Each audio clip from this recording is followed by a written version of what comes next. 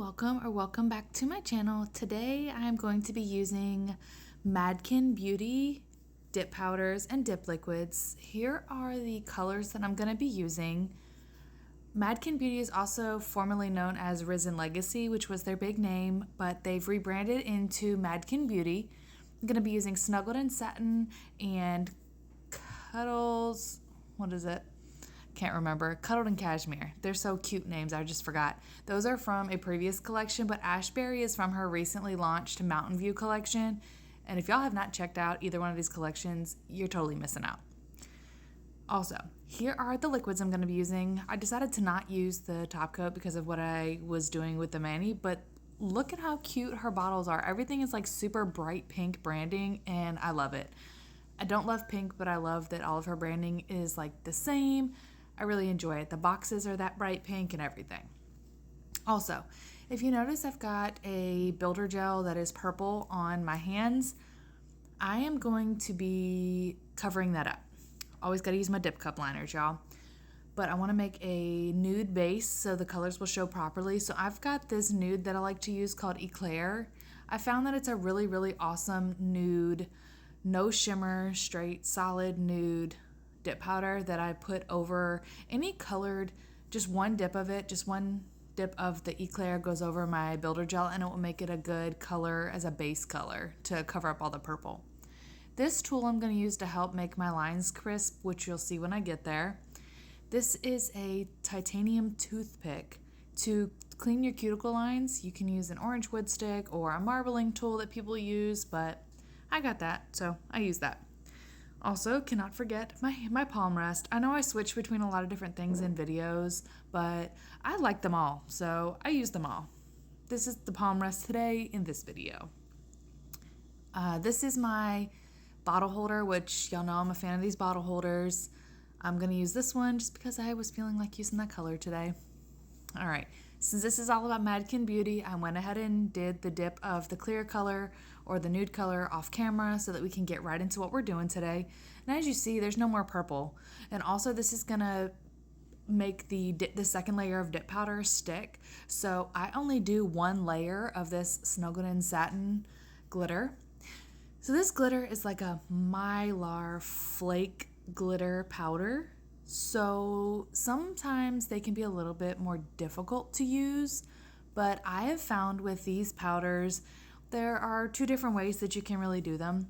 Now, there obviously are always two different ways with dip and gel, but with these, you can either pour over the first layer and catch all of the finer pieces, and then dip into the second layer, or you can just dip in to a glitter like this and see what happens. So I decided, since I already did the nude base, that I was just going to dip in and see what happens. With this one, I got the perfect spread of shards and everything. It wasn't too messy, too bulky or anything. I did want to knock off a couple of bigger pieces because my pinky is tiny and I don't like big pieces of glitter or anything really foil or anything on my pinky. So I knocked off that big piece, and then I just kind of pressed the pieces into the liquid as it's drying, just so that everything can kind of stick down, because I actually don't even do a layer of clear over this either. The goal with dip powder is to kind of keep your layers from getting super chunky, because I personally don't like chunky nails. I don't like them to be really thick, so I just like to do them to be as thin as possible. And I just continue to press.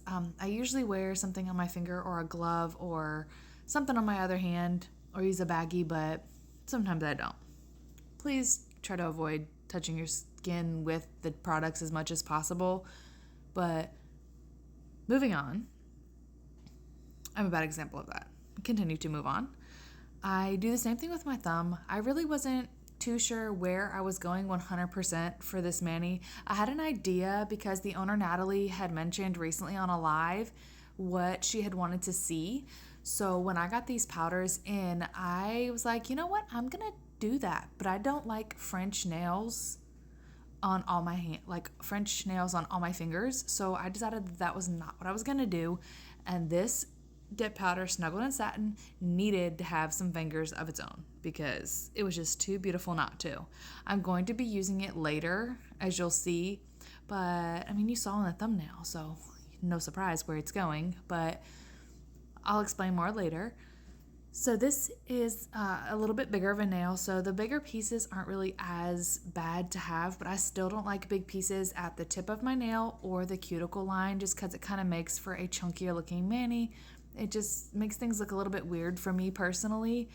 I'm really picky about when I do my nails with chunky glitters and Mylar flakes. It's just how my brain works. So you can do them however you want, but make sure that you're pressing them down because you don't want any ones that will stick up.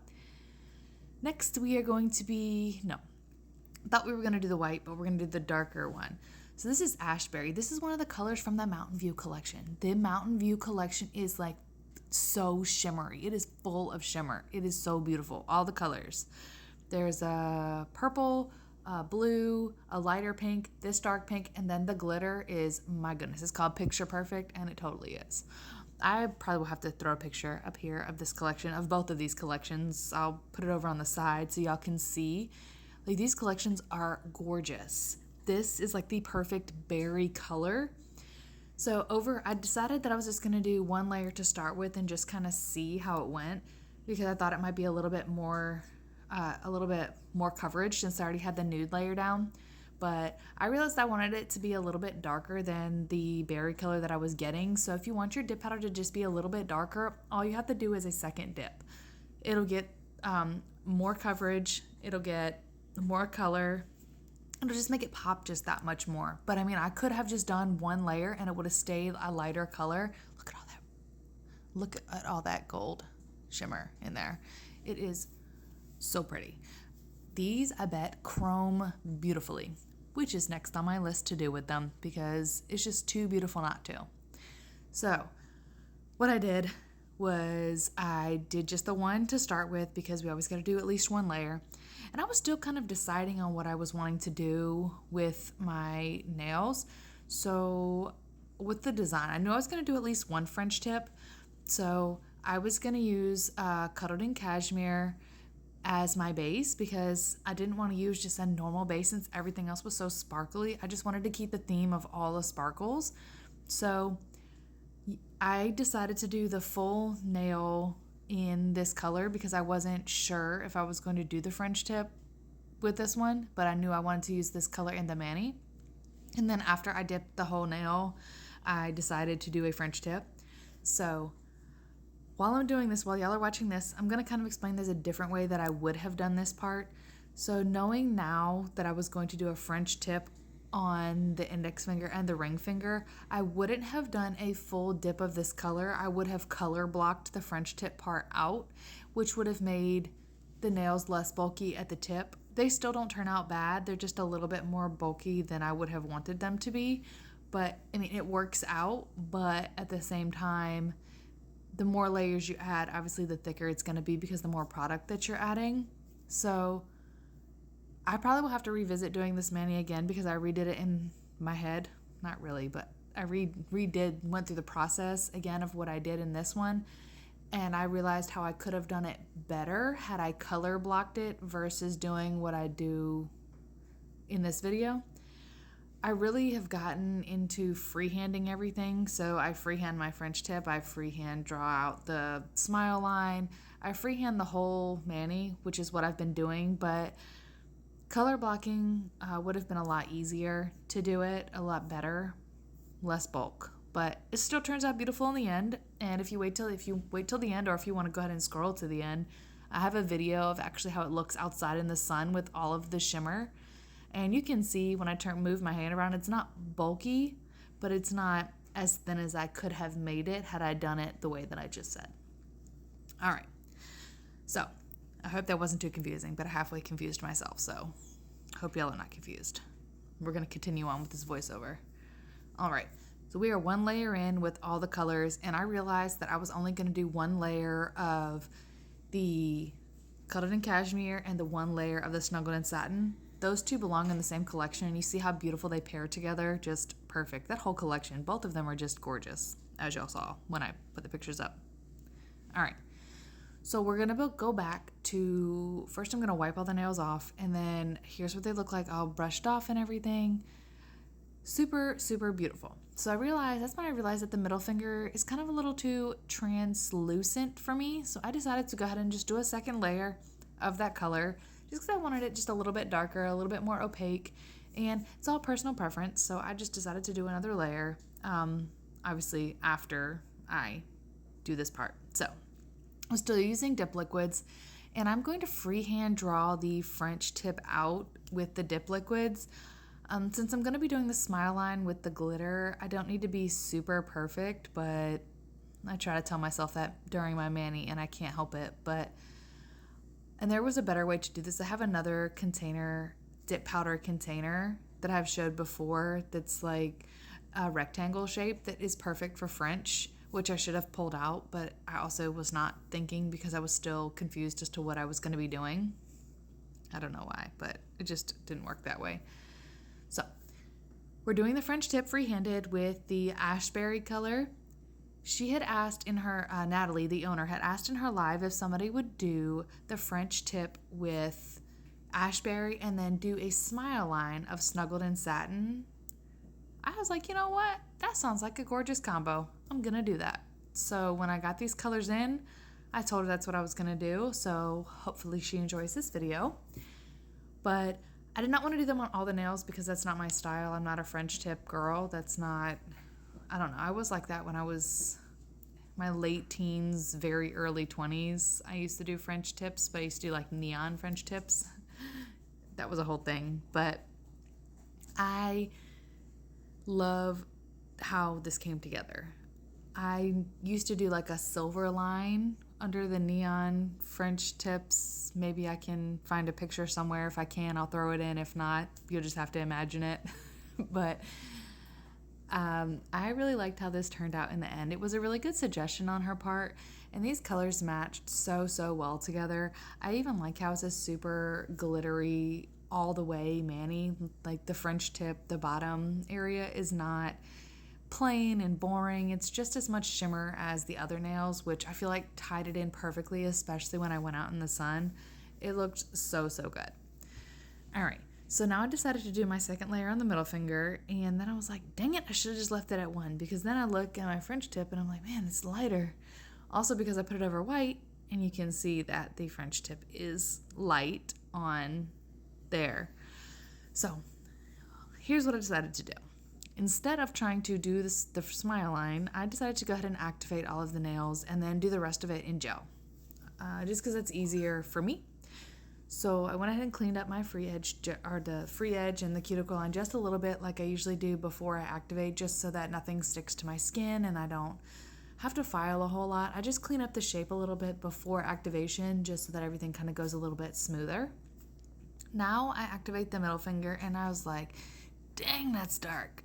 Beautiful, but darker than the other 2 nails. So I was like, man, I'm gonna have to go back in with the other ones. I'm gonna have to make them darker. Right. So after activation, I went ahead and filed a shape a little bit off camera, just so that I could get the shape pristine before we go in with this step. So with this, I'm going to do a second layer of the French tip color. I decided that it had to match the middle finger. It couldn't just not match the middle finger because all the 3 fingers are together. So I get again free-handed the French tip and dump the powder over. So just wanted to make them the same color, just so that it wasn't super off looking, since I was going to be doing them on the same hand. Like if I was only going to do 1 nail, I probably would have left it, but I did 2 nails of the French tip with it, so I just felt like it had to be done. It wasn't too bad because the rest of the white is already activated, so it's not going to pick up any extra, but here's where the extra bulk starts to come in.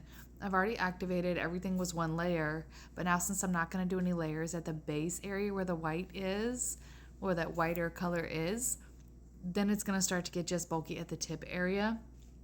And I mean, you can cover it in builder gel or whatever. You can make it even, but it just gets bulky. That's the point that I'm making. It just starts to get bulky if you're doing it on layer on top of a layer on top of a layer. But after I did after I did that second layer, it wasn't too bad. I liked how it looked. Everything started to match. So the 2 layers was the key. So I actually do both the index and the ring finger, the tip, before I put it in the lamp. I fully cure for 30 seconds brush everything off. And then we get to the smile line with the glitter. So the glitter is going to just be at the smile line right underneath, kind of separating the two colors, which is why I was saying I wasn't really too worried about how perfect my French tip was, but I really was worried about how perfect the French tip line was. I just could not get it out of my head when I was doing it that it did not need to be perfect. I literally kept repeating, this does not have to be perfect to myself, and I still could not do it any other way. Just how my mind works. You'll see me messing around with the free, like not the free edge, but like the bottom part. Like, why? I was just going to cover it up. But like I was saying, the more layers you put on top, the more bulky it gets. And we're about to put a Mylar glitter, which is chunky in itself, and I was wanting it to go underneath the smile line, but I ended up having it go just a little bit on it just so that it could marry it really well and I guess match, because I did the ring finger that way, so I needed the index finger to match. So I went ahead and cured it, and now I'm going to draw on my smile line. I'm just putting a little bit of base coat on my nail art palette. These palettes are so awesome. If y'all have not checked out Resinating Crafts RVA, you're missing out. You totally should check them out. She has got a variety of resin items, from nail art related to home goods to paintings to trays to coasters to anything you can really think of she can make. And if you don't see something that you're wanting, send her a message. Her name is Michelle. She's one of my really good friends, and the stuff she makes is amazing. You would be hard pressed to find something that you did not love when looking at her Etsy page or our Facebook group. I say our because I kind of help her with the Facebook group. That's the only reason. I do not help with the business. But I'll leave her information linked down below so y'all can go check out her page. That nail art palette was a custom one I asked her for, specifically for when I do colorful nail art. I needed something whiter but not stark white, so this is what she made me, and I love it. All right, back to what we are doing. Right now I'm just making the smile line perfect as it can be. I put the line of gel base down where I wanted it to be, and with gel you can work a little bit slower to get everything more perfect where you want it to be, but once it's cured, that sucker is stuck. So when it comes to doing something like this, you want to make sure that every little piece of glitter is exactly where you want it to be, just because you don't want to get that one rogue piece off that's going to drive you nuts and then you won't be able to move it. So just take your time with this part, because you really do have all the time until you put your hand in the lamp. So I was satisfied with how we were looking now, so I decided to go ahead and cure those two lines. And then I thought the middle finger looked kind of plain because all the rest of the fingers had some glitter. So at first, I was going to do just like a window box, like a French tip, but make it just the smile line and then take it around the edges like this. But then I realized that I didn't want to do that. So last minute, I decided to just do the entire French tip, and I stopped using this brush because this brush was taking forever. So I get the big brush, and I finish my French tip free-handed out, and then I dip it into the Snuggled in Satin, and voila, we've got a whole French tip glitter. And I actually got that one kind of pretty good free-handed, so I was really kind of impressed. I only had to fix a few things, but I wanted to make sure it was perfect since this was like the last layer of whatever. It's not going to be a line, but I wanted to make sure the line was as crisp and straightly curved. It's not a straight line, but you know what I mean. It was like the perfect shape because that was going to be like the last layer. I wasn't going to do anything over top of it or put a line or anything. And I really like how that I added that. It was like that little extra touch. I was kind of just throwing this mini together as I was going. So, I mean, ultimately, I like how it turned out. And then after I got it where I wanted, I put it in the lamp for a full 60 seconds to get everything cured properly, get everything cured nicely. And then I go in with the base coat on all of the nails.